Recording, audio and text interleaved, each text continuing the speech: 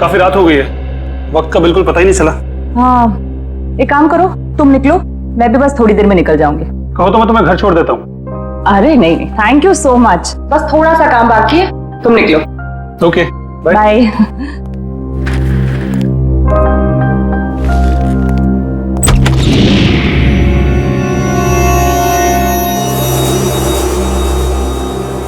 ठीक है। क्या ये वैभव? ये कोई दरवाजे पे एनवलप छोड़ के गया है। बाहर इतनी रात को? ठीक है, तुम निकलो, मैं देखती हूँ। Okay, bye. बाय।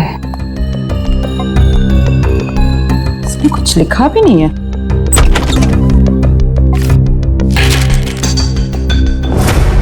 एक नजराना सालुंखे के लिए।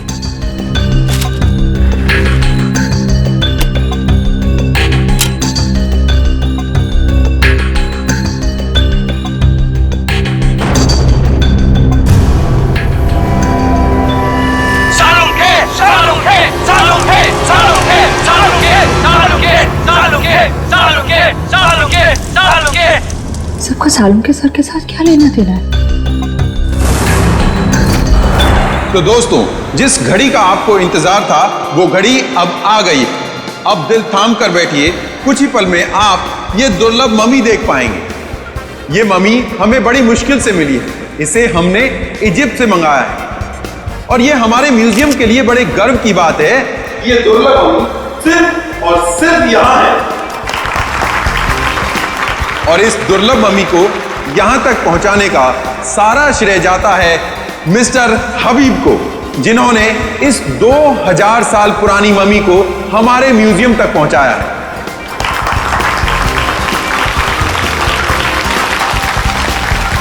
और अब मैं आपका ज्यादा वक्त ना लेते हुए आपके सामने पेश करता हूं यह दुर्लभ मम्मी।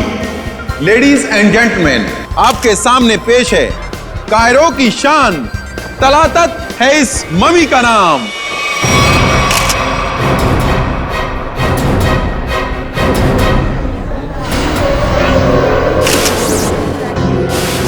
अंदर देखो, ये किसने लिख दिया?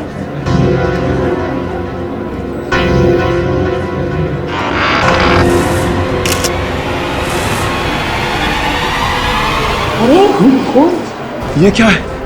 लाफा माता, ये ले आशरे आशरे। रीढ़ की हड्डी के साथ सिर्फ ये खोपड़ी जुड़ी हुई है। वरुण सर। सीसीटीवी फुटेज देखने का इंतजाम करो। ओके। आप चिंता मत कीजिए, आपकी मम्मी को कुछ नहीं होगा और अब ये हमारी जिम्मेदारी है। और वैसे भी अब सीआईडी वाले आ चुके हैं तो सर, फुटेज तैयार है। सबको दिखाओ।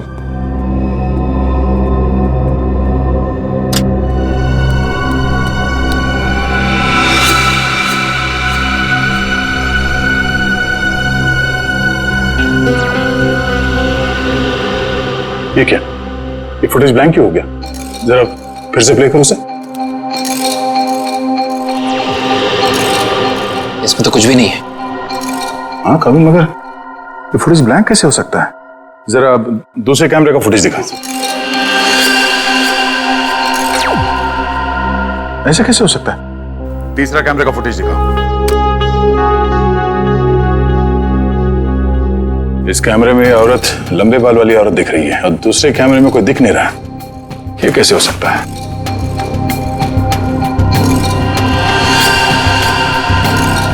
एक कैमरे में दिखी और दूसरे में गायब।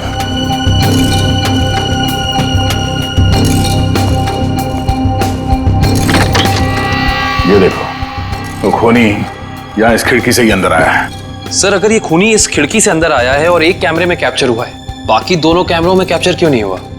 वो इसलिए काविन, क्योंकि शायद ये खिड़की कैमरा के रेंज से बाहर है।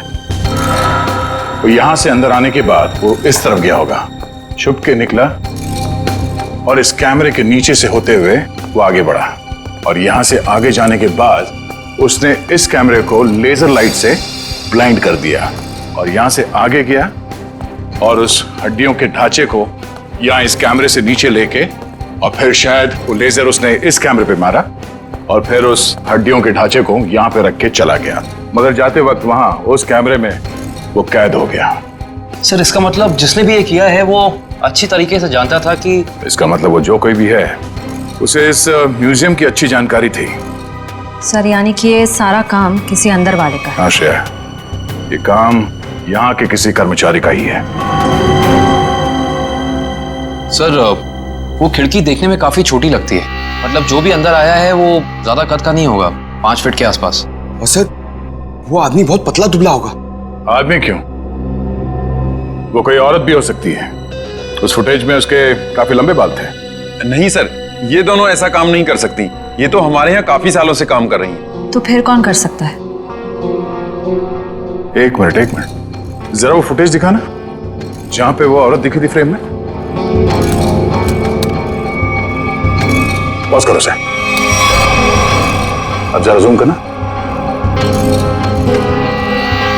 इस औरत के तो साइड लॉक्स है। सर ये लड़कियों का कोई नया फैशन है? नहीं पंकज, ये कोई औरत नहीं है। औरत के भेस में कोई आदमी घूम रहा है। औरत के भेस में आदमी? मिस्टर विजय सर, आपके स्टाफ में कोई ऐसा है जो इस वक्त यहाँ पे मौजूद नहीं है? हाँ सर, एक कर्मचारी था जो टूर गाइड का काम करता था। हाँ मतलब अभी कहाँ है? सर वो 2 हफ्ते पहले म्यूजियम का कुछ सामान चुराते हुए रंगे हाथों पकड़ा गया। अनिल नाम था उसका। हाँ सर, अनिल की कदकाठी ऐसी है कि वो इस खिड़की से आ जा सकता है। और एक म्यूजियम को एक टूर गाइड से बेहतर कौन जान सकता है। इस अनिल से मिलता है। ये देखिए सर, एक नजराना सालुखे के लिए। सर इसमें ना एक जलती हुई गाड़ी दिखाई है, कुछ लोग अपना मुंह छुपाए खड़े हैं। क्या हुआ बॉस, कोई सवाल नहीं पूछा आते? खामोश है सबके सब। चलो कोई बात नहीं, मैं आपको ऐसी बात बताता हूं जिससे शायद आपका मौन व्रत टूट जाएगा। अच्छी तरह से जांच करने के बाद पता लगा कि इस रीढ़ की हड्डी में छेड़छाड़ की गई है। रीढ़ की हड्डी के साथ छेड़छाड़ की मतलब ये कि पता चलता है कि सारी वर्टिब्रा उल्टे सीधे क्रम में लगी हुई है। इसका क्या मतलब हो सकता है यार? मतलब ये कि देखो, ये C1 C7, डॉक्टर साहब ये क्या है, कुछ समझ में नहीं आ रहा है। अरे तुम्हारी क्या निकल, हमारी समझ में नहीं आया भैया। बहुत खोपड़ी लगाई तब पता चला है। किसी ने बड़ी होशियारी से, बड़ी सावधानी से ये हर वर्टिब्रा को उल्टा सीधा क्रम में लगाया है। और जिसने भी ये किया है ना सारुण के, किसी खास मकसद से ही किया है, ये खास मकसद से। और एक बात, जिस किसी ने भी ये किया है ना बॉस, उसे मानव शरीर की और मानव के हड्डियों के ढांचे की बड़ी अच्छी जानकारी है। सर ये सब करने के लिए कोई इतनी तकलीफ क्यों उठाएगा? सचिन, मुजरिम ये सब करके हमें ये बताना चाहता है कि हमारा मुकाबला किसी साधारण आदमी से नहीं है, वो बहुत खतरनाक है। सिर्फ खतरनाक ही नहीं, दिमागी बीमारी है इस आदमी को। सिर्फ इतना ही नहीं सर, इन हड्डियों पे जो खून लगा हुआ है, टेस्ट करने के बाद पता चला कि वो किसी एक इंसान का नहीं है, बल्कि 3 अलग अलग लोगों का है। क्या मतलब सर? इससे इस सिर फिरे को पकड़ लेंगे तब, लेकिन जिंदा।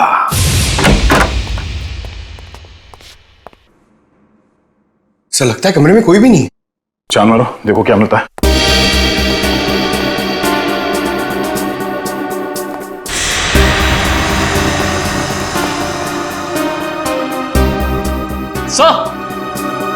सर ये देखिए, अनिल सर जिंदा है, मगर सांसें बहुत धीमी चल रही हैं इसकी। पंकज, एम्बुलेंस को फोन करो जल्दी। हाथ खोलो। ये क्या? Pen drive? Play me. तो इसे चलो जल्दी।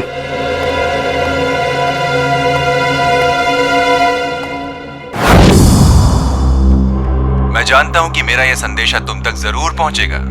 मैंने सुना है कि तुम दुनिया के एक प्रसिद्ध फॉरेंसिक विशेषज्ञ हो और मुश्किल से मुश्किल केस को चुटकी बजाते ही हल कर लेते हो। मैं ऐसा नहीं मानता। मेरी नजरों में तुम सिर्फ एक आम इंसान हो और अब मैं आ गया हूं और बहुत जल्द दुनिया के सामने तुम्हारी असलियत ला कर रख दूंगा। सालुंखे, मैंने 3 आदमियों को बंदी बनाकर रखा है। अब उनकी जिंदगी तुम्हारे हाथों में है। तुम चाहो तो उन्हें बचा सकते हो। तुम्हारे पास जो रीढ़ की हड्डी है उसके जरिए उन तक पहुंच सकते हो, लेकिन तुम्हारे पास सिर्फ और सिर्फ 6 घंटे हैं। तो दिखाओ अपनी काबिलियत और अगर तुम उन 3 लोगों को नहीं बचा सके तो उनकी मौत की जिम्मेदार होगे तुम। और तुम्हारा समय शुरू होता है अब।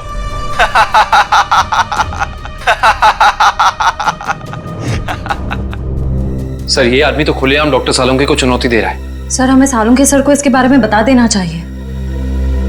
सर, हमारे पास सिर्फ 6 घंटे। हाँ पंकज, अभी डॉक्टर सालुंके ही मदद कर सकते हैं इन तीनों मासूमों की जान बचाने में। और हमारे पास सिर्फ 4.5 घंटे हैं। और इस मुजरिम के मुताबिक ये सबूत ही हमें सही रास्ता दे सकता है। क्या हो सकता है ये? सर, इस मुजरिम ने आपको ही ऐसी चुनौती क्यों दी? मेरे कहने का मतलब है कि कहीं आपके अतीत में कभी ऐसा कुछ तो नहीं हुआ, कोई हादसा वगैरह जिससे आपको अभी भी अफसोस हो? तारिका, ये मुजिम दिमागी तौर पर पागल है, हमें भटकाना चाहता, बस दैट्स इट। और सर, वो डीवीडी? हमारे पास सिर्फ 4.5 घंटे हैं। वक्त गुजरता जा रहा है और मुझे अभी तक कुछ पता नहीं चला है। यार वही मैं तुझे कहने आया हूँ कि जल्दी बता। हाँ बस, मुझे लगता है इस रीढ़ की हड्डी में कोई कोड है। मुझे एक वर्टिब्रा फिर से चेक करनी पड़ेगी। बस में ये वर्टिब्रा इंसान की नहीं है। तो फिर किसकी है सालुंके? जानवर की है।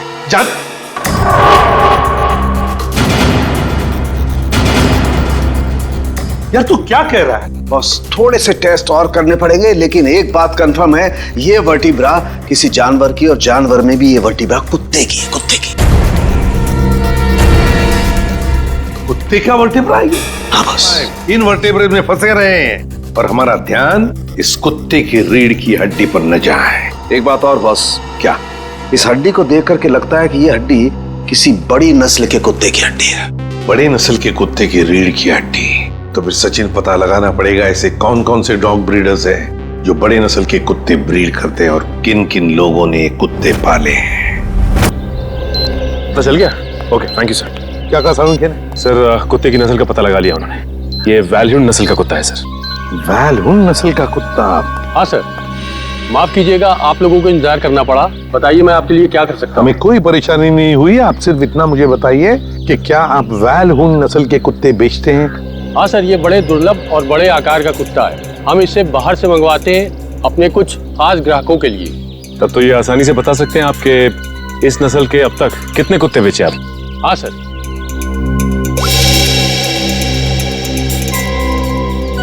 पिछले साल 2 कुत्ते बेचे और इस साल 4 दिन पहले 1 कुत्ता बेचा, वैल्यून नस्ल का, पूरे शुद्ध। 4 दिन पहले? सचिन, इन कुत्तों के सारे डिटेल्स ले लो। सर, हाँ, अनिल को होश आ गया है। उसने बताया उससे जो कुछ भी कराया गया जबरदस्ती करवाया गया है। तो फिर उसने खूनी को तो देखा होगा ना? नहीं सर, उसने खूनी को नहीं देखा। डैम इट, हमारे पास सिर्फ 3.5 घंटे। चलो जल्दी।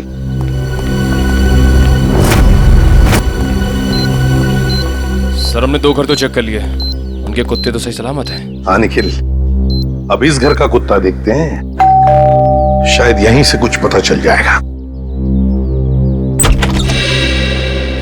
जी, किससे मिलना है? जी, हम लोग सीआईडी से। आपके पास वैल्यून नस्ल का कुत्ता है ना? जी हाँ। हम उसे देखना चाहते हैं। अंदर आइए। रेक्स ने कुछ किया है क्या? अरे नहीं, आपके कुत्ते ने कुछ नहीं किया है, बस हम उसे देखना चाहते हैं। जरा बुलाइए ना आपके रेक्स को। सर, वो क्या है कि हमारा नौकर उसको घुमाने के लिए लेकर गया है, बस अभी आता ही होगा। सर बैठिए ना प्लीज। नहीं, थैंक यू। सर, इसका मतलब ये कुत्ता भी बिल्कुल ठीक ठाक है?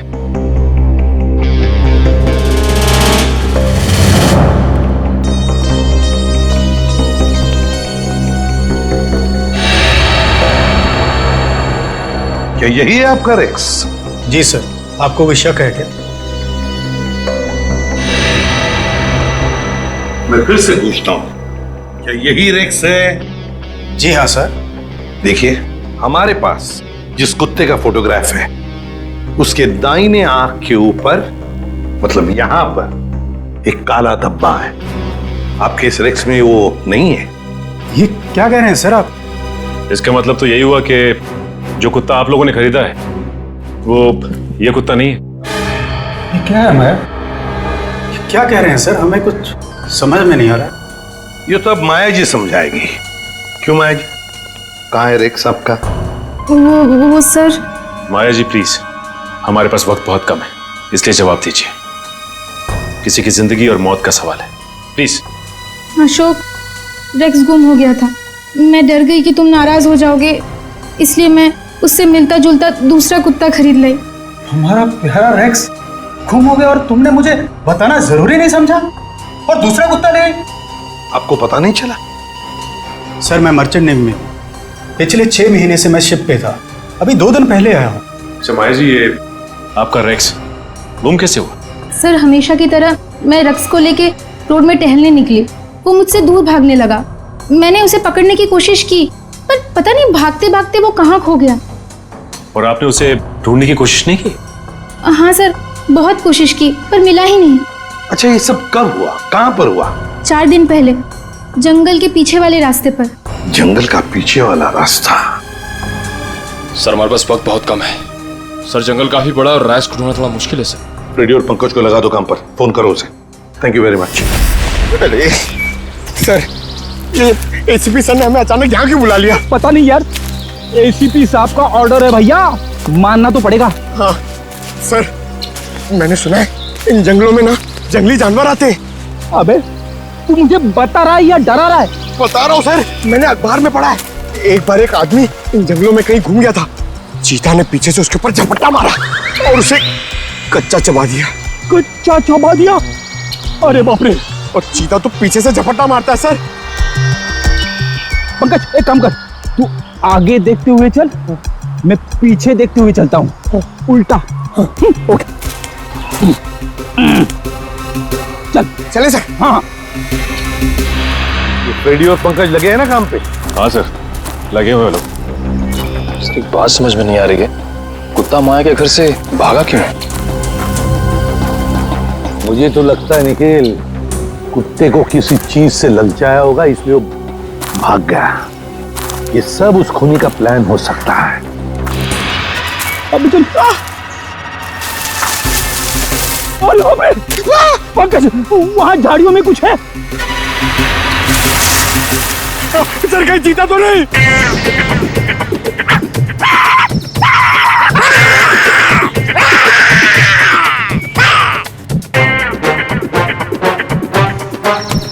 भाग गया सर, चीता भाग गया।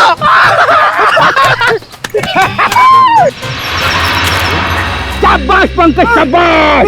तुमने मुझसे कुछ नहीं सीखा। नहीं, मगर एक बात जरूर सीख ली, बहादुरी की। बहादुरी? सर, मैंने तो आपकी बहादुरी कभी नहीं देखी। अबे मैं बहादुर था मैं, शादी से पहले, मगर शादी के बाद तो। सर, ये चीता कहीं फिर से तो नहीं आ गया? अरे बाप रे, अब क्या करें? आपको पेड़ पे चढ़ना आता है? नहीं पंकज, भाग भाग भाग भाग, भाग।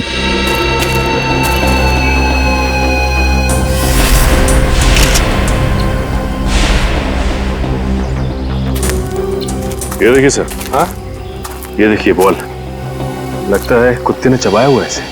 ये क्या, कुत्ते के दांत के निशान भी तो है।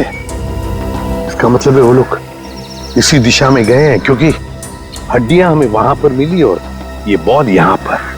उसी तरह होगा, वो देखते हैं।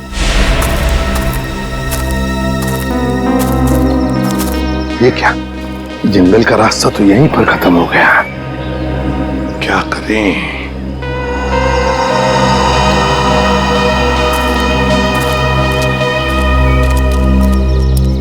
अरे भैया सुनो, देखो हम लोग सीआईडी से।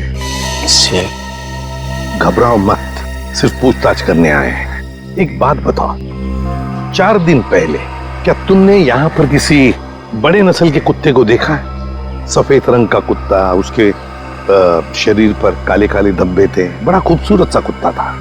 ये कुत्ता क्या सब, यहाँ तो दिन में बहुत सारे कुत्ते घूमते हैं। अरे भाई साहब, आपको बताया ना कि बड़ी नस्ल का कुत्ता, वो कोई आम कुत्ता नहीं था। अच्छा अच्छा, वो जिसे लोग गाड़ियों में लेकर घूमते हैं? हाँ, ऐसा कुत्ता तो देखा नहीं, लेकिन 4 दिन हो गए मैं अंदर खाना खा रहा था और एक कुत्ता जोर जोर से भौंक रहा था। तो मैं खाना छोड़कर बाहर आया, कुत्ता तो नहीं था, लेकिन एक सफेद कलर की वैन तेजी से निकल गई। शायद वो कुत्ता उसमें हो। सफेद कलर की वैन? अच्छा, वैसे तो तुम लोगों को आदत सी होती है ना किसी भी गाड़ी का नंबर, गाड़ी का मेक याद रखने की। तो हो सकता है उस गाड़ी का भी नंबर याद हो तुम्हें। हाँ साहब, वैन का नंबर था STU 3339। STU 3339। Thank you Sachin.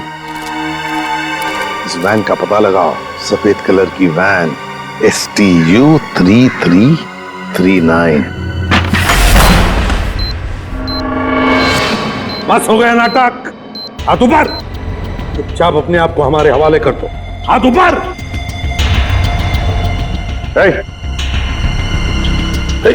hands up।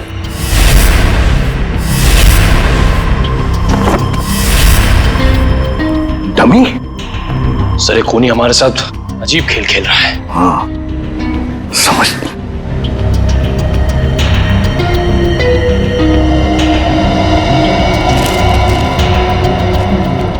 चिट्ठी है, तुम्हारे अंदर कुछ खास नहीं है, बड़े मामूली और आम हो तुम। अब मान लो कि तुम उन 3 लोगों को बचाने में नाकाम हो चुके हो, तुम हार गए।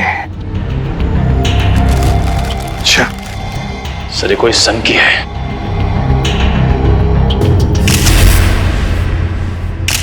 ये देखिए सर, इसके हाथ में ये फूल, लगता है कुछ बताना चाहता था हमको।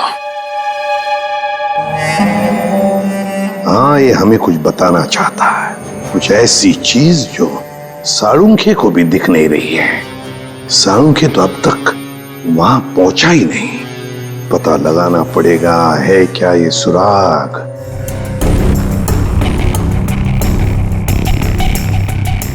ये दांत तो प्लास्टर ऑफ पेरिस का लगता है। तारिका जरा पानी लाओ। प्लास्टर ऑफ पेरिस का दांत? कोई प्लास्टर ऑफ पेरिस का दांत क्यों लगाएगा? नहीं साळुंखे, ये जरूर खूनी किसी और तरफ इशारा कर रहा है।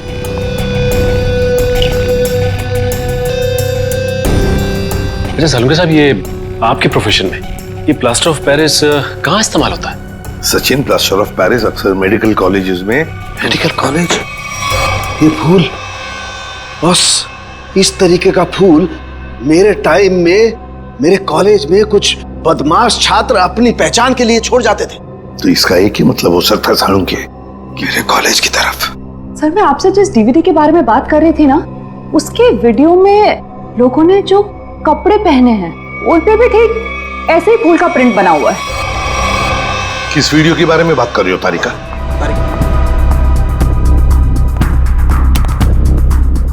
प्ले करो, प्ले करो। सर क्या बात है, सच में आज ये कर दिखाएगा। अरे बॉस, ये तो मेरे कॉलेज का ग्राउंड है। चलो। गाड़ी उड़ा दी गई है।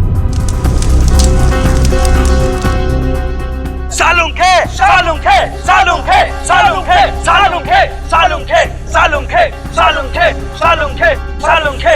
और वहां पर जितने भी लोग हैं सब तेरा ही नाम ले रहे हैं। साळुंखे, साळुंखे, साळुंखे। फिर इस वीडियो के बारे में पहले क्यों नहीं बताया तूने हमें?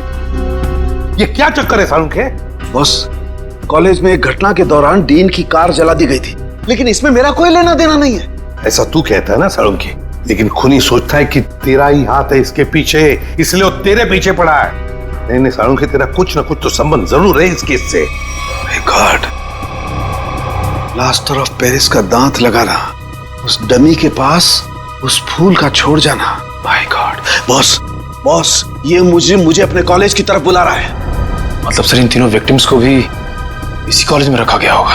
हाँ, सिर्फ 30 मिनट बाकी है, तेरे मेडिकल कॉलेज में जाना होगा।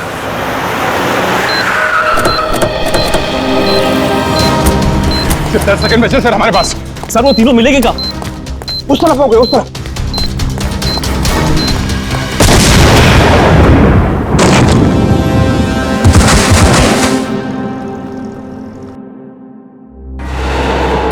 अभिजीत, डॉक्टर साहब, अब ठीक है? मैं कैसे ठीक रह सकता हूँ? 3 बेगुनाह लोगों की जान ली, क्यों किया तुमने ऐसा? संभालिए अपने आप को डॉक्टर साहब।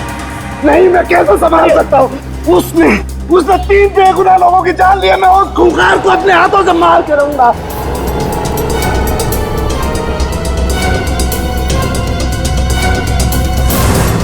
साळुंखे, वक्त बहुत कम है हमारे पास। 3 लोगों की जानें चली गई इस आदमी की वजह से, और तू ऐसे हताश बैठा।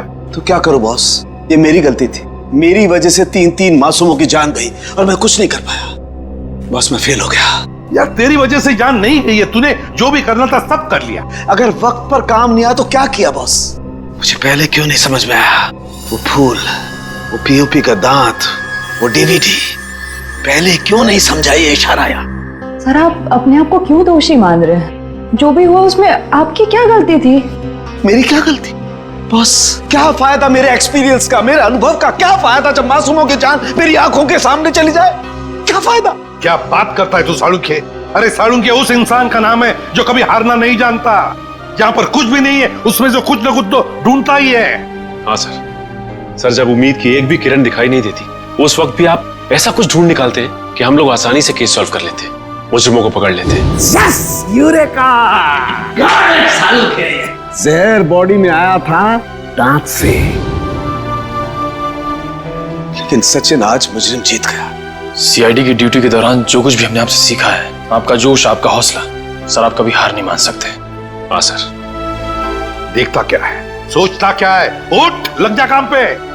बस मैं तुमसे वादा करता हूं, ये साळुंखे तुमसे वादा करता है, मैं उस खूनी को छोड़ूंगा नहीं। मैं उससे उसके अंजाम तक पहुंचा करके रहूंगा बॉस। यस यस, ये हुई ना बात। साळुंखे कभी हिम्मत नहीं हारता, आप देखना। यूं सुराग मिलेगा साळुंखे, यूं सुराग मिलेगा। मेरे साथ तुम लोगों का साथ है, साळुंखे हार सकता नहीं। मैं जरूर उसे उसके अंजाम तक पहुंचा के रहूंगा।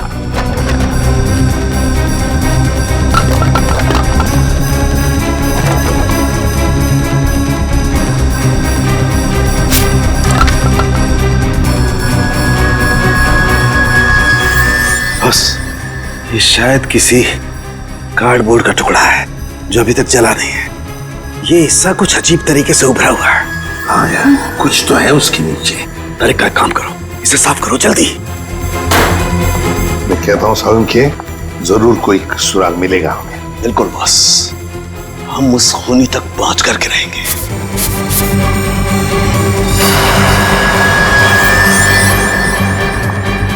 सर से देखिए, यहाँ पे कुछ लिखा हुआ है। एवी क्या हो सकता है? सर जेडी रोड पे एक कार्डबोर्ड बॉक्स की कंपनी है सर, जो पिछले 2 सालों से बंद है, और उस कंपनी का नाम है एवी एंटरप्राइजेस। तो इसका एक ही मतलब हो सकता है कि खूनी ने अपना ठिकाना बना दिया है उधर ही, एवी एंटरप्राइजेस में। काश अब वो जान पाता कि उसकी उल्टी गिनती शुरू हो गई है। सर यही एवी एंटरप्राइजेस की फैक्ट्री है।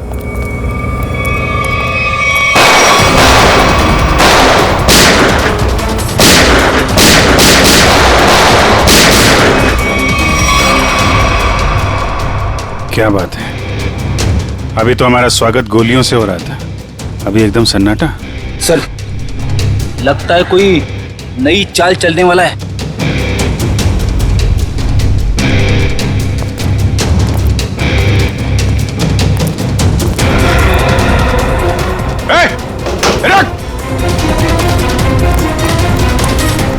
सर कहाँ गए तुम्हारे बाकी साथी हैं? सीआईडी वालों, तुम लोग डाल तो मैं बात। तुम लोग मुझे कभी पकड़ नहीं सकते। भूपेंद्र की मौत इतनी भयानक होगी कि उसका जिम्मेदार सिर्फ और सिर्फ सीआईडी होगी। देखो तुम लोग, हेलो हेलो, कौन था सर? खूनी अब हमें चुनौती दे रहा है। सर पता नहीं वो लोग भूपेंद्र को कहाँ ले गए होंगे। ये मामला साळुंखे साहब के अतीत और उनके कॉलेज के दिनों से जुड़ा हुआ है, तो हो सकता है ये जले चेहरे वाला आदमी उन्हीं में से कोई हो। उस समय के जितने भी स्टूडेंट थे सबके बारे में पता लगाना होगा। क्या 20 साल पहले सोया और 1 महीना पहले जग गया? Okay, thank you. जवाब रेडी? सर 20 साल पहले साळुंखे साहब के मेडिकल कॉलेज के डीन की कार जब उड़ाई गई तो उस धमाके में कुणाल नाम का एक छात्र घायल हो गया और कोमा में चला गया। वो जिस हॉस्पिटल में भर्ती था वहां से पता चला है कि वो अभी 1 महीना पहले कोमा से बाहर आ चुका है। बॉम्ब धमाके में घायल हुआ था और जो खूनी है उसका चेहरा भी जला हुआ है। मुझे लगता है ये कुणाल ही खूनी है, अब बदले की आग में जल रहा है। सर हॉस्पिटल वालों ने कुणाल का पता एसएमएस किया। सर जरूर वो भूपेंद्र को वहीं लेकर गया होगा। ठीक है, उसके घर चलते हैं। क्या एड्रेस क्या?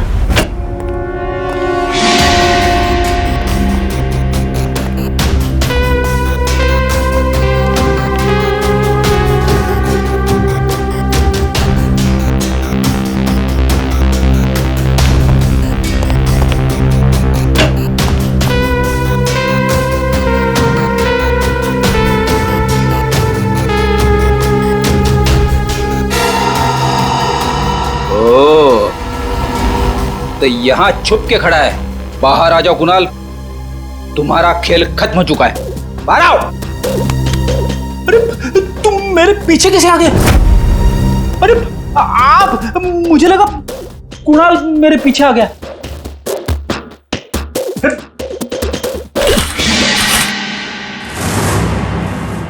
सिर्फ जूते हैं, वहां चेक करो। इस कुणाल ने तो जूते खिलवा दिए मुझे। सर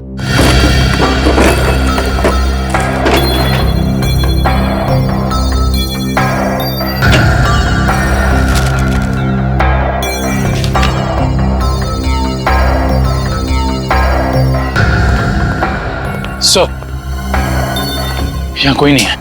कोई बात नहीं, ये कुणाल की फाइल मिली है, देख रहा हो? सारे सर्टिफिकेट्स और ये एड्रेस देखा इसमें? दूसरा एड्रेस लिखा है यहाँ पे, 12 गोलकुंडा।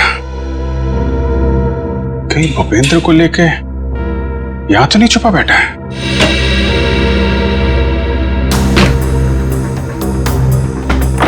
ब्यूरो में फोन करो, ये एड्रेस भेजो, उनको बोलो पता लगाएं इसके बारे में।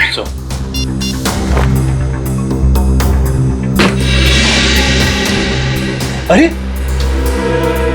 सर,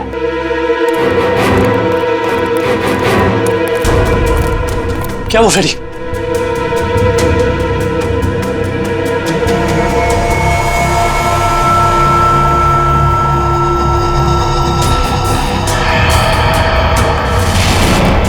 मैं अपना बदला लेकर रहूंगा। जिसने भी मुझसे मेरा कीमती वक्त छीना है, मैं उसकी जिंदगी छीनूंगा। जो दर्द मुझे मिला है वो दर्द मैं बराबर लौटाऊंगा। मैं तुम लोगों पर ऐसा दाग लगाऊंगा जिससे सिर्फ तुम्हारी मौत ही मिटा सकेगी। मुझे किसी भी कीमत पर अपना बदला पूरा करना है। काफी तैयारी कर रखी है इसने बदला लेने की।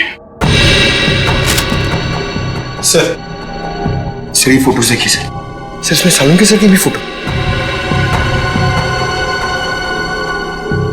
और सर उन 3 विक्टिम्स की भी फोटोज हैं। ये फोटो तो अभी हाल के ही लग रहे हैं। बिल्कुल सर, ये सारी फोटोज इस केस की जांच के दौरान ली गई हैं। ये तो माया के घर का फोटो है। ये कुणाल हम पे जासूसी कर रहा है क्या? जासूसों के ऊपर जासूसी? जहां जहां हम जा रहे हैं हमारा पीछा कर रहा है। इस बार आएगा, वापस नहीं जाएगा।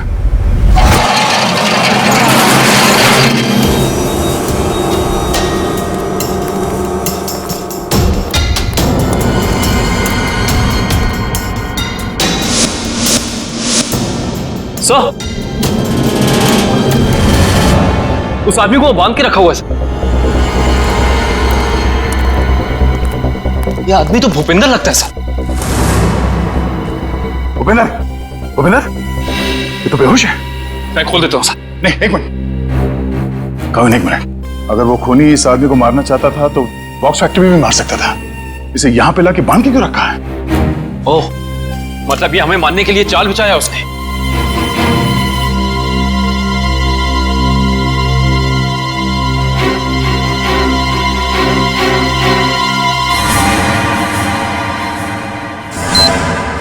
ओह नो, मौत का जाल यहां बिछा के रखा। खोलो इसे जल्दी।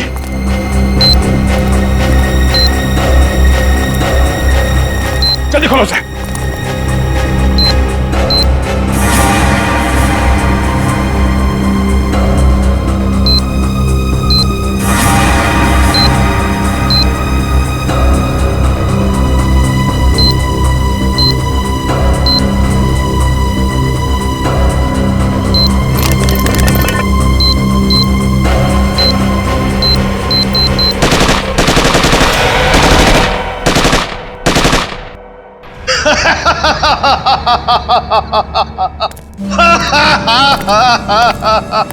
मुझसे बेहतर कोई भी नहीं हो सकता, कोई भी नहीं। मैं कुणाल, मैं कुछ भी कर सकता हूं, कुछ भी। मैंने सीआईडी वालों को सुला दिया, मौत की नींद सुला दिया। अब दुनिया में इसके बाद कोई भी अमन और शांति का जिम्मा अपने कंधे पर नहीं उठाएगा। अभी एक को सबक सिखाना बाकी है। सालुंखे, अब तुम्हारी बारी है, तुम्हारी बारी है। अब तेरी बारी है कुणाल। तुम लोग जिंदा कैसे हो सकते हो? तेरे जैसी बीमारी सीआईडी का कुछ नहीं बिगाड़ सकती।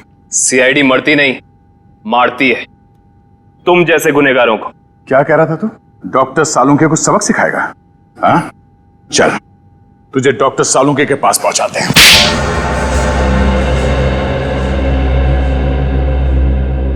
क्यों मारा मासूम लोगों को तुमने?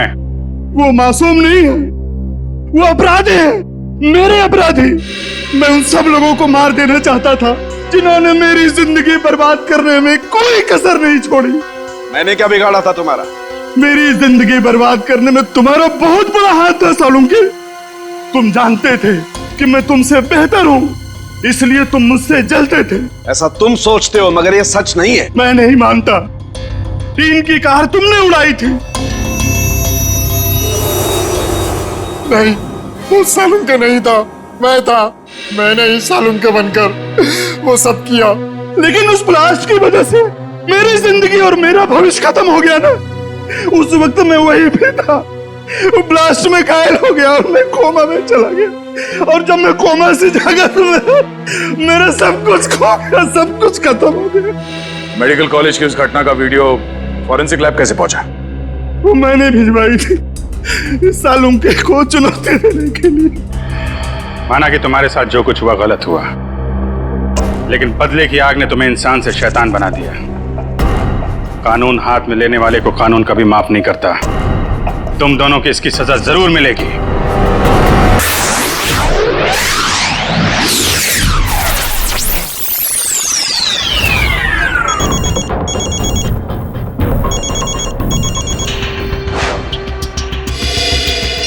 तारिका फोन क्यों नहीं उठा रही? तारिका प्लीज फोन उठाओ। डॉक्टर सालुंके को फोन करता हूं।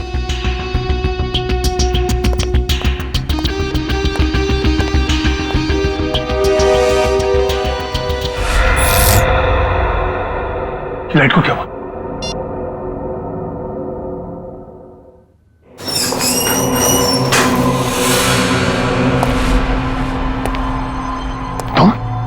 तुम यहाँ क्या कर रहे हो? नहीं, मुझे मत मारो। मैं किसी को तुम्हारे 4 घंटे हो गए, तारिका का कुछ पता नहीं चल रहा है।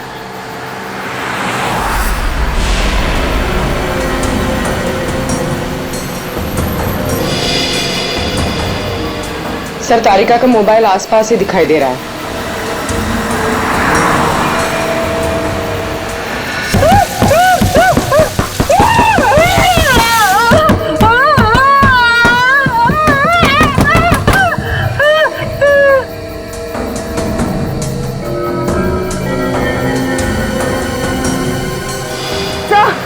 एक मिनट सर, डॉक्टर तारिका की गाड़ी पीछे। काविन,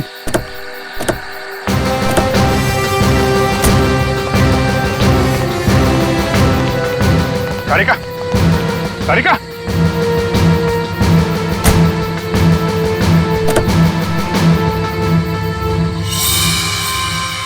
खून।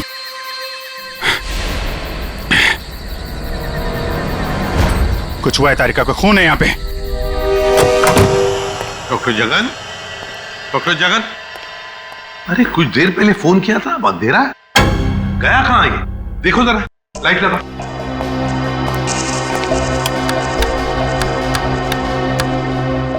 सर, स्विचेस सारे ऑन है, लगता है मेन स्विच ऑफ है। मेन स्विच ऑफ है? कमाल है।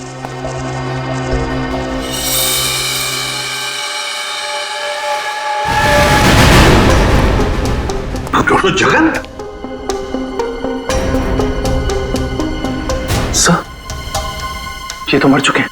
सर कहीं ऐसा तो नहीं कि खूनी को पता चल गया हो कि डॉक्टर जगन हमें कुछ बताने वाले थे, इसलिए? कुछ समझ में नहीं आ रहा सर। पहले तारिका का गायब होना और अब जगन जी का खून। वही तो। तारिका! तारिका जी, डॉक्टर तारिका! तारिका!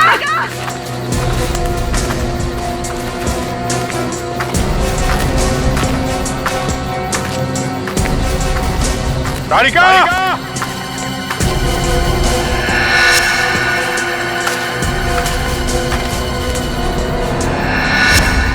ओ, ये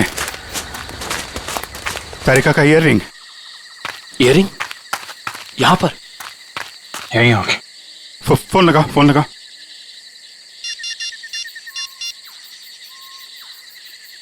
सर घंटी जा रही है सर।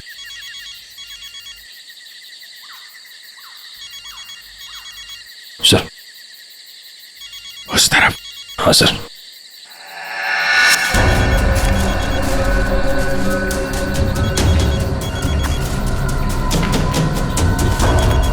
सर घंटी की आवाज काफी धीमी आ रही है।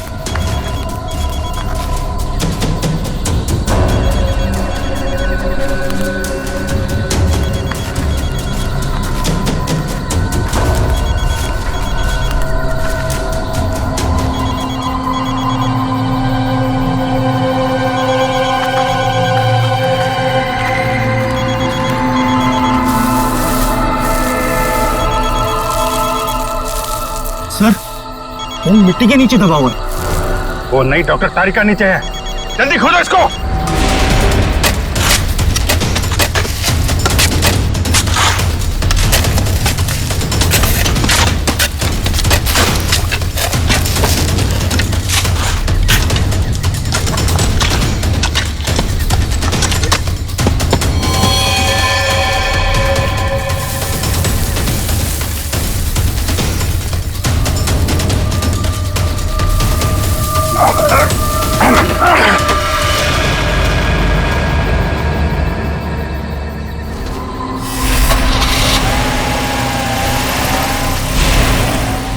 ये सब उन लोगों ने उस केस की रिपोर्ट्स के लिए किया है। इस केस ने हमें 3 दिन से उलझा रखा है। समंदर के अंदर बहता हुआ वो लकड़ी का टुकड़ा और उसके साथ वो आदमी की खोपड़ी। लगता है कोई बड़ी मछली फंसी है जाल में। खींच खींच। अरे ये तो कोई लकड़ी का टुकड़ा फंसा हुआ है जाल में। खींच। अरे जल्दी निकाल, नहीं तो जाल फट जाएगा। खींच। ये काई हमें बताती है कि ये लकड़ी और ये खोपड़ी काफी बरसों से समुद्र में अपना डेरा जमाए हुए थी। फिर तो सालों के साहब ये भी पता चल जाएगा कि ये खोपड़ी समंदर के किस भाग में थी, और साथ ही साथ पक्के तौर पे ये भी पता चल जाएगा कि कितने समय तक थी। हाँ, पता चल सकता है। तारिका, एक काम करो, इस खोपड़ी पर से जितने भी बैक्टीरियाज मिले उनका अच्छी तरह से एनालिसिस करो। इससे उनकी उम्र का पता लगेगा और बाद में हम इस खोपड़ी का रिकंस्ट्रक्शन करेंगे। सॉरी डॉक्टर सालंक, थोड़ा लेट हो गया। अरे यार, एनीवे कोई बात नहीं। बस ये है वो समुद्र से बहती हुई लकड़ी जिसके बारे में मैंने आपको बताया था। Please check it.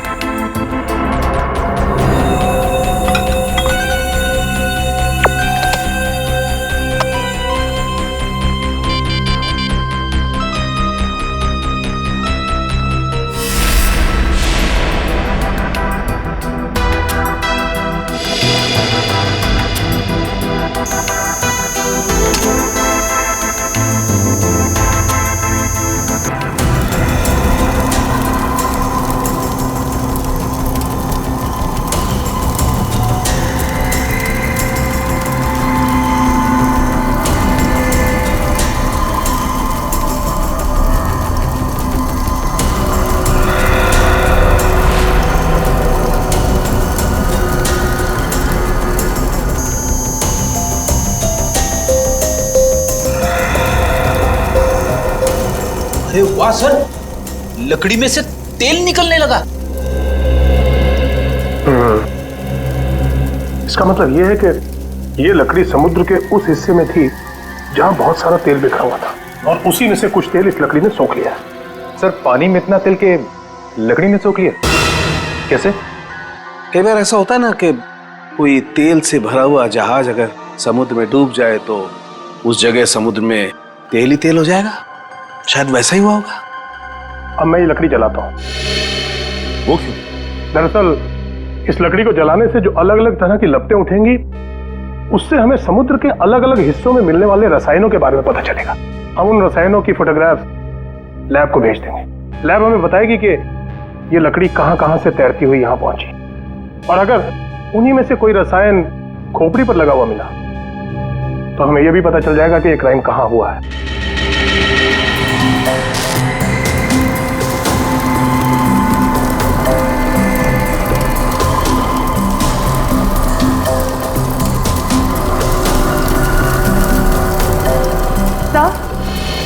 सर, इस खोपड़ी में मिले समुद्री बैक्टीरिया और एल्गी की उम्र लगभग 7-8 साल है। 7-8 साल से समुद्र में? तो इसका एक ही मतलब है कि ये खोपड़ी जिस आदमी की है उसकी मौत समुद्र में 2005 में हुई है। 2005। उन रिपोर्ट से हमें पता चल सकता था वो खोपड़ी कहाँ थी, कहाँ से बह के आई थी। कोई तो है लेकिन जो ये नहीं चाहता कि सीआईडी इस केस के तह तक पहुंचे। किसी के चाहने या ना चाहने से सीआईडी नहीं रुकती।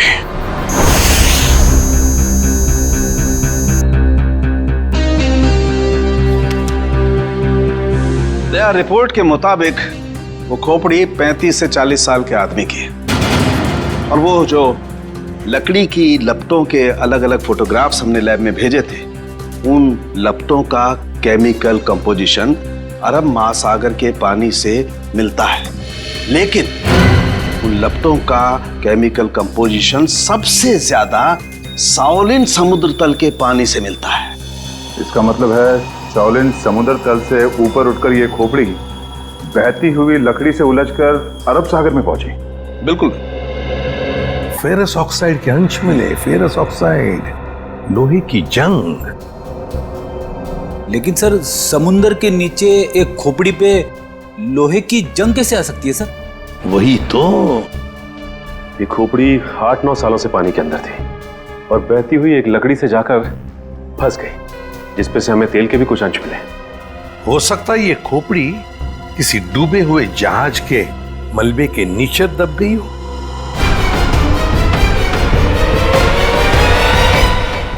डूबा हुआ जहाज, पता लगाना पड़ेगा पिछले 7-8 सालों में उस समुद्री हिस्से में कोई जहाज डूबा था क्या।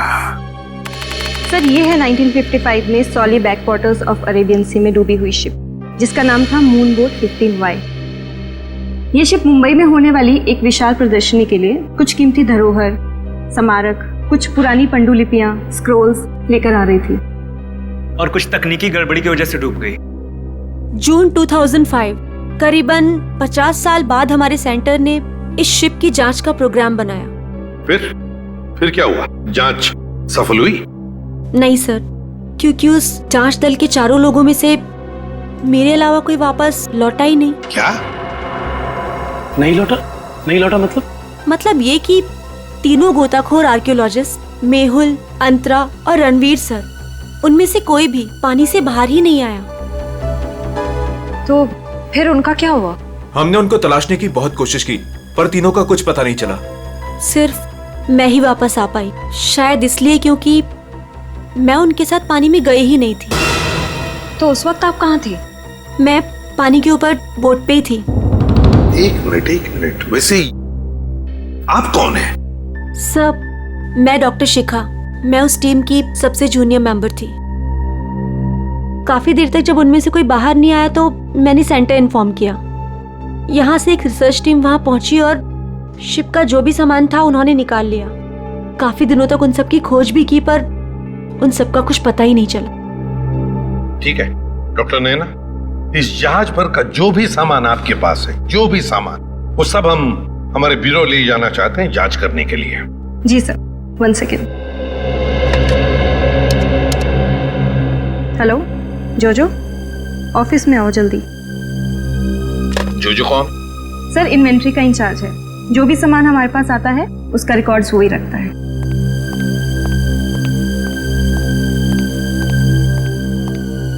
मैडम आपने बुलाया मुझे?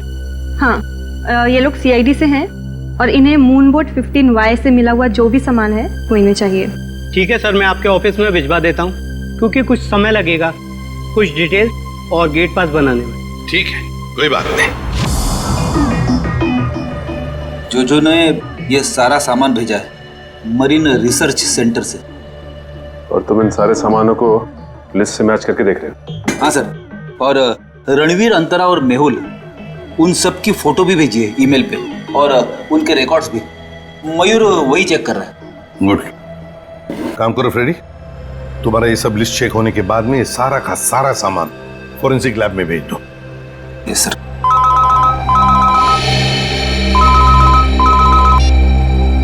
हाँ डॉक्टर तारिका, ओके ग्रेट, थैंक्स सर। उस खोपड़ी का रिकंस्ट्रक्शन हो गया है। डॉक्टर तारिका ने मेल भेजा है फेस इंप्रेशन का। गुड। मयूर सर, देखो जरा वो चेहरा चेक करो। सर ये रही उस आदमी की शक्ल। मयूर, अब रणवीर, मेहुल और अंतरा, इन तीनों के चेहरे दिखा। सर ये रहे सर। सर खोपड़ी से जो चेहरा बनाया गया है वो मरीन से गायब हुए किसी भी आदमी से मैच नहीं कर रहा। हाँ, सचिन मिल तो नहीं रहा है, फिर भी एक खोपड़ी पर जो चेहरा बना है ना, उसे मयूर हमारे रिकॉर्ड्स के साथ मैच करके देखो।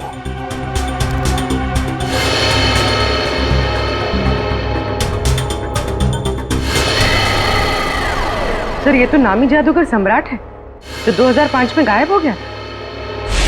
क्या सम्राट सर इस दुनिया में नहीं रहे? और हम ये जानते हैं कि आपके सम्राट सर की मौत 2005 में हो गई थी। 2005 जून से तो गायब हो गए थे वो। 2005 में आप लोग थे सम्राट के साथ? हमने तभी ज्वाइन किया था और हम उनके असिस्टेंट थे। ओके, तो उनके गायब होने से पहले की कोई खास बात आपको याद है?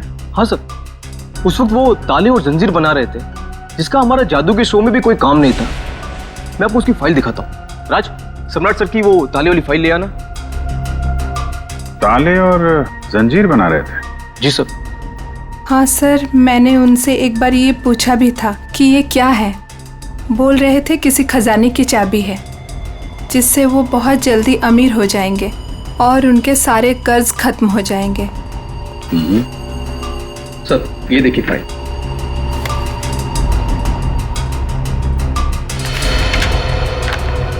सर ये ताले जैसे दिखते नहीं हैं, लेकिन ये ताले ही हैं। सर 4 जून को वो अपने बनाए हुए ताले और जंजीर लेकर चले गए और हमसे कहा कि आज दौलत दरवाजे पर आ जाएगी। लेकिन सर उस दिन के बाद वो कभी वापस ही नहीं लौटे। तुम लोगों ने पता करने की कोशिश नहीं की? सर की थी, वो अपने पास कभी फोन भी नहीं रखते थे, कोई परिवार भी नहीं था उनका। हमने पुलिस में भी रिपोर्ट की थी मगर कुछ पता नहीं चला सर।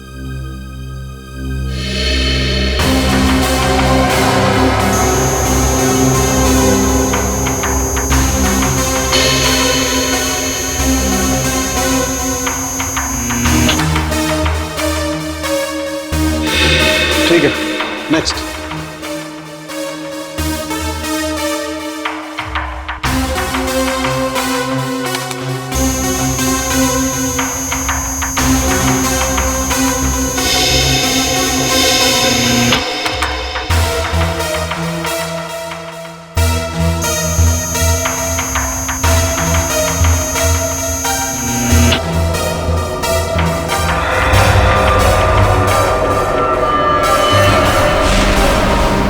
ये कैसे हो सकता है? फिर से स्कैन करते हैं।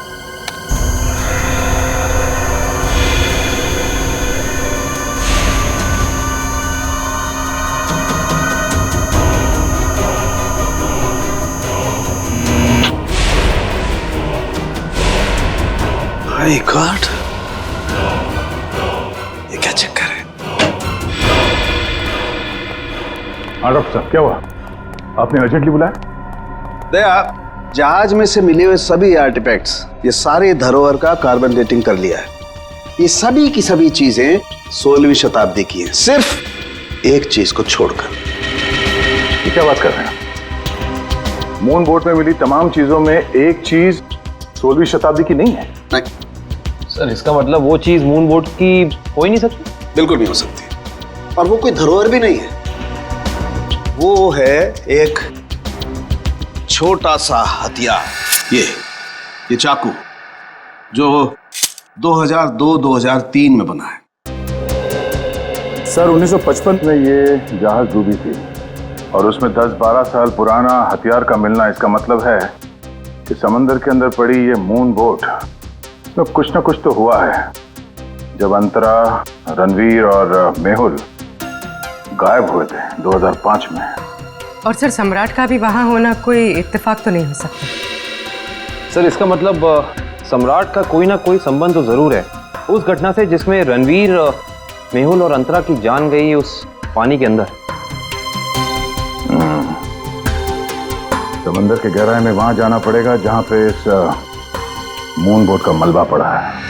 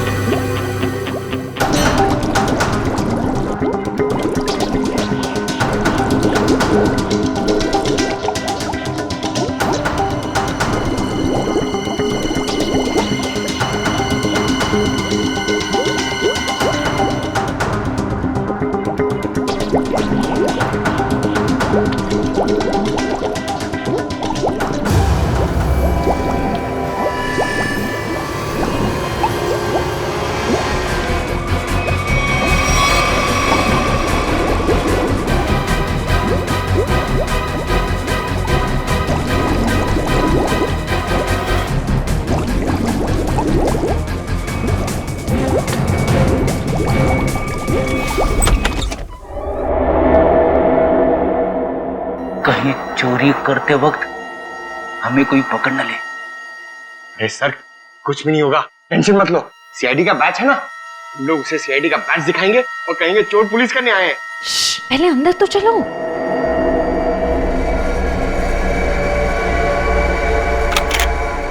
सर सर सर अंदर आर्काइव्स रूम में से कोई आवाज आ रही है। अब लोग जाओ, मैं आता हूँ। पंकज, सुन, मरेंगे तो साथ में मरेंगे। चल, कुछ होना। सर, वो देखिए, वहां पर कोई है।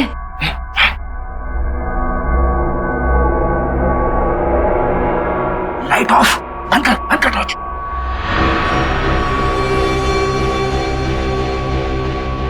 हमसे पहले कोई चोर आ गया टेप चुराने के लिए। एसीपी साहब ने हमसे कहा नहीं कि उन्होंने किसी और को भी टेप चुराने के लिए बोला है।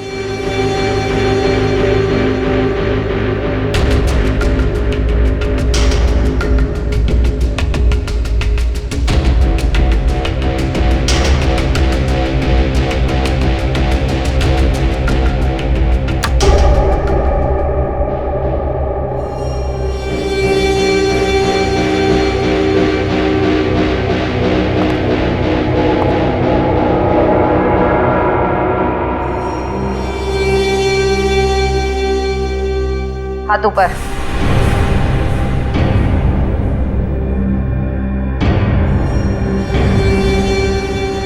कौन हो तुम? नकाब उतारो।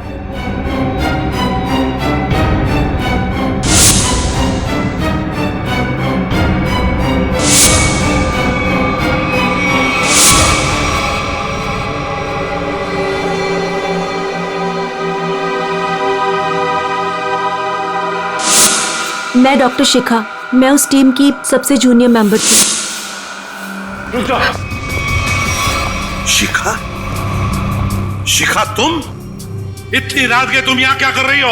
सर मैंने कुछ नहीं किया है, मुझे जाने दीजिए। सर ये झूठ बोल रही है, इसने कोई टेप्स चुराए हैं। टेप्स?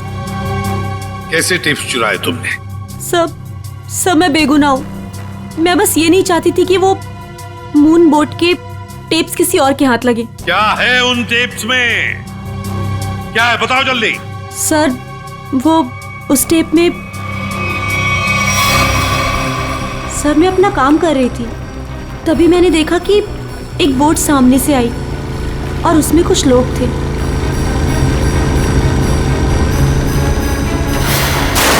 सर कुछ समय के बाद उन लोगों में से एक आदमी पानी में चला गया और फिर थोड़ी ही देर के बाद वो ऊपर आ गया।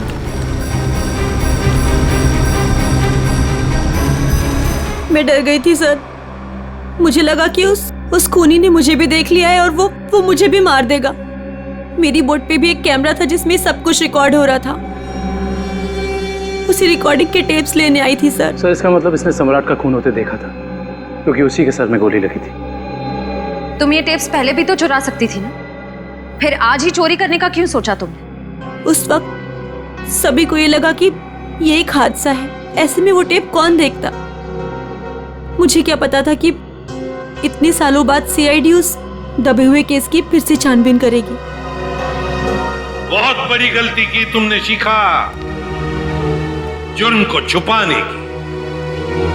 जुर्म छुपाना भी एक अपराध होता है, समझी? अब तो तुम्हें जेल में बैठना पड़ेगा जब तक कानून तुम्हारा फैसला नहीं करता।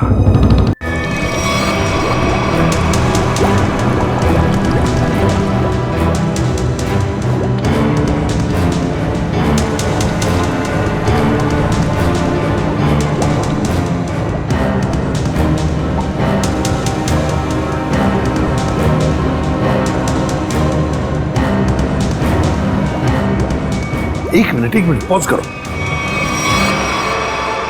सचिन, जो सामान हमारे पास मरीन सेंटर ने भेजा था उस डूबे हुए जहाज पर जो था वो, उसमें ये मेटल बॉक्स नहीं था, ये संदूक। हाँ सर, ना तो ये बॉक्स लिफ्ट में था और ना ही मरीन रिसर्च सेंटर से आया है। सर कहीं ऐसा तो नहीं कि ये मरीन सेंटर वाले ये बॉक्स छिपा रहे हैं हमसे? ये भी तो हो सकता है सचिन कि ये बॉक्स मरीन रिसर्च सेंटर तक पहुंचा ही नहीं। सब फिर ये बॉक्स गया कहाँ और इसके अंदर था क्या? हो सकता है पूर्वी कि कीमती सामान हो इसमें, और ये सारा सामान 1955 में महाराष्ट्र के एक म्यूजियम में आने वाला था। म्यूजियम में? तो कहीं ये खून इस संदूक की वजह से तो नहीं हुए? पता लगाना पड़ेगा म्यूजियम से क्या था इस संदूक में?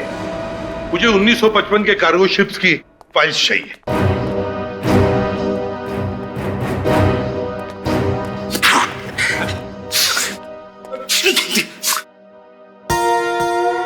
सर, कितनी धूल है?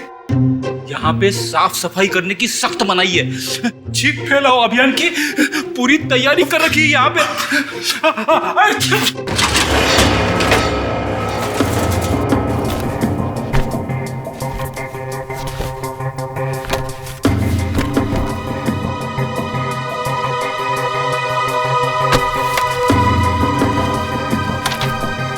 सर, ये रही वो फाइल कार्गो शिप वाली। ये देखिए।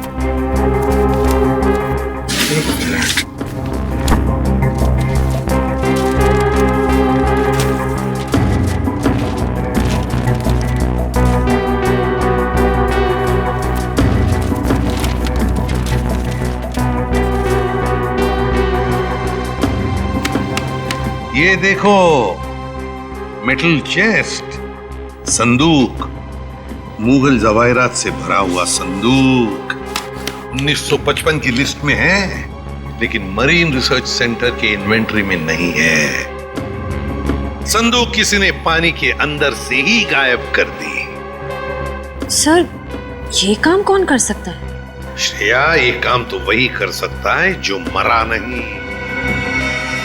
सर, पानी में तो सम्राट, अंतरा, मेहुल और रणवीर गए थे। तो सर, इनमें से 3 के कंकाल तो मिल चुके हैं। सर, हो सकता है कि रणवीर भी मर गया हो और उसकी लाश मछलियों ने खा ली हो, या फिर पानी की बहाव से उसकी लाश कहीं दूर बह गई हो। पंकज मान लिया कि ऐसा ही हुआ होगा, मगर संदूक का क्या? क्या वो जवाहिरात से भरा हुआ संदूक गायब हो गई? जरा सोचो, सम्राट, मेहुल, अंतरा, ये तीनों के तीनों उस जहाज में कैद थे। उनके कंकाल तो हमें मिल गए, मगर रणवीर का कुछ भी नहीं मिला। इतना सा निशान तक नहीं मिला रणवीर का। इसका मतलब है कुछ न कुछ तो करके रणवीर वहां से गायब हो गया उस संदूक के साथ। सब किया हुआ रणवीर का ही है। पर सर, अब तक तो सब ये समझते थे कि रणवीर मर चुका है। अगर वो जिंदा है भी तो हम उस तक पहुंचेंगे कैसे? और एक बात ये भी है सर कि रणवीर ने उस सोने को वैसे ही बेचने की गलती नहीं की होगी, वरना अब तक पकड़ा जाता। बिल्कुल, तो बस पता लगाना पड़ेगा। 2005 के दरमियान ऐसे कितने जौहरी थे जो जवाहिरात, सोना चांदी गलाने का धंधा करते थे। ये रणवीर जरूर उन्हीं में से किसी एक के पास गया होगा।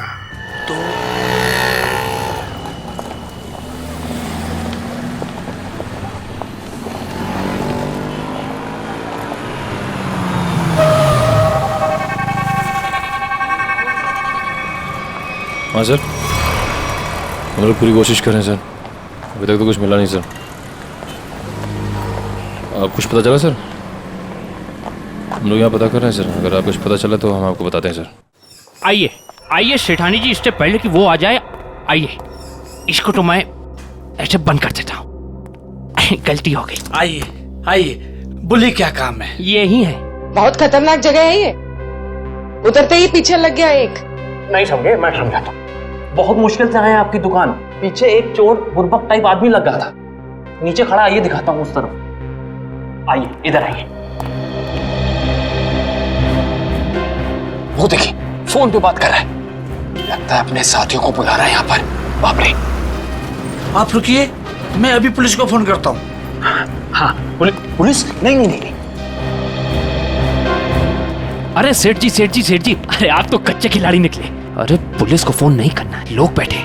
हमारा जो माल है ना, ये वाला अलग किस्म का है। अलग किस्म का? बताऊंगा नहीं, टिकाऊंगा। आइए सेठानी जी, कम।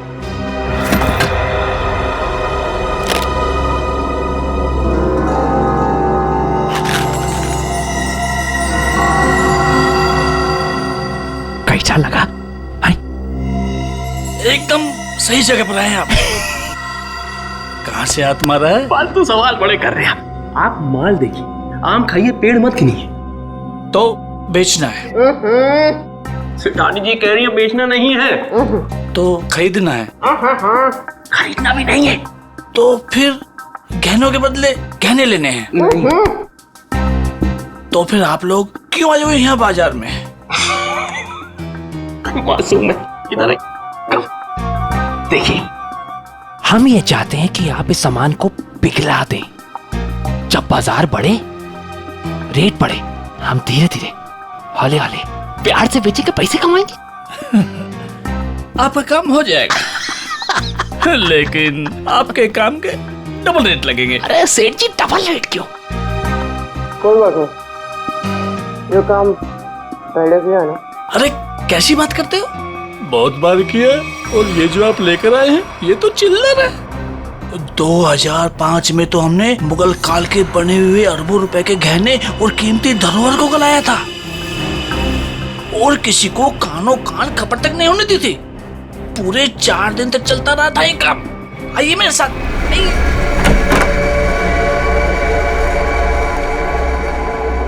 अरे चुन्नू, अरे सेठ लोगों का कुछ माल है, गलाना है इसको।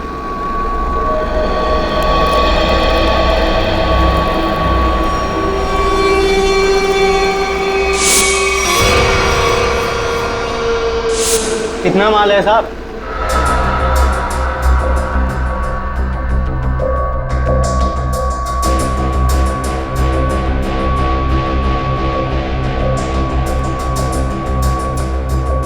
जोजो, तुम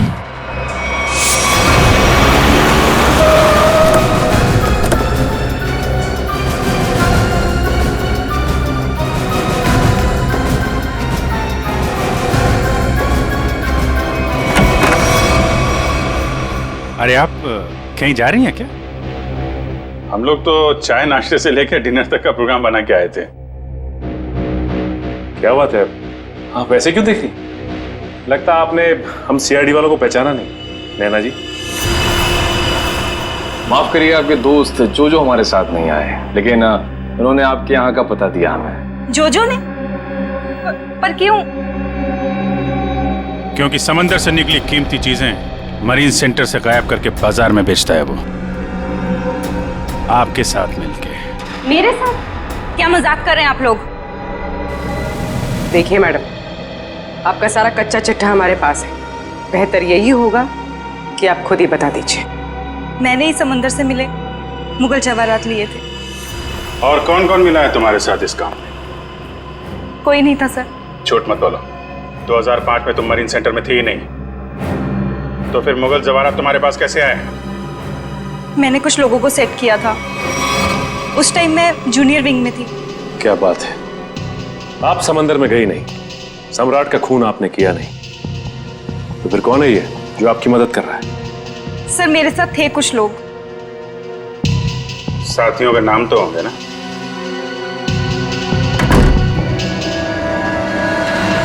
कौन है अंदर? सर अंदर कोई नहीं सर। सर मैं अकेली हूँ सर, किसे देख रहे हैं सर?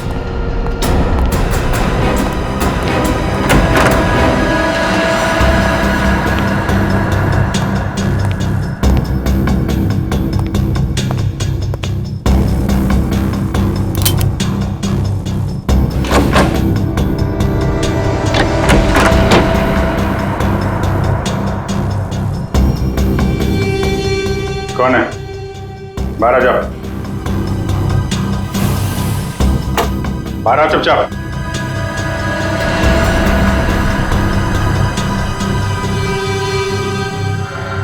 ओ, रणवीर। रणवीर? कौन रणवीर? 3 खून करके इतने सालों से छुपा हुआ। सर मैं तो नैना का पति सिद्धांत हूं। नाम बदल सकते हो लेकिन चेहरा नहीं। मैं ही रणवीर हूं। 2005 में मैं और मेरी टीम समंदर पे उस जगह गई थी।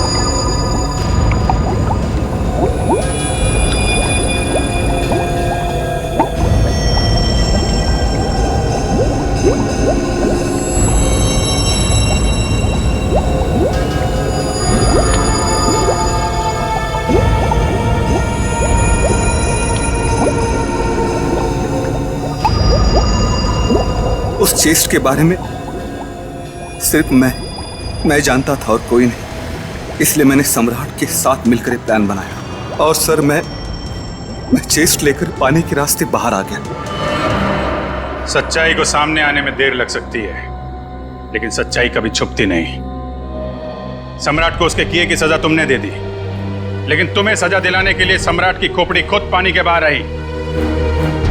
तुम दोनों को तुम्हारे किए की सजा कानून जरूर देगा, शायद फांसी होगी। इस तरह के और भी एपिसोड देखने के लिए हमारे चैनल को सब्सक्राइब करें और बेल आइकन दबाना ना भूलें।